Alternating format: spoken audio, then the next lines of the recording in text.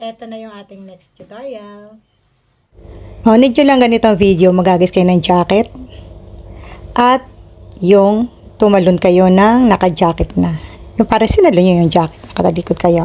Start na tayo, open na CapCut and then yung project. Kuhanin nyo yung 2 clips na ginawa nyo.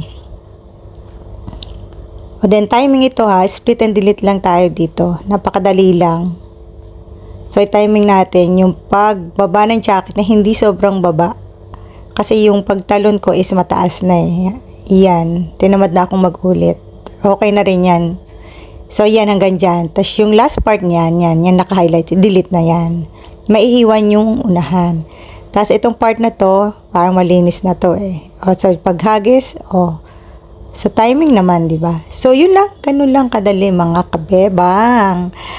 At, ready to export na yan. Basta wag kalimutan yung high resolution, 2K, 4K, at yung frame rate natin, 50. Di ba? Ganun lang kadali. Split and delete. So, hanggang sa muli. Paalam. Bye. Sana nakatulong. Bye.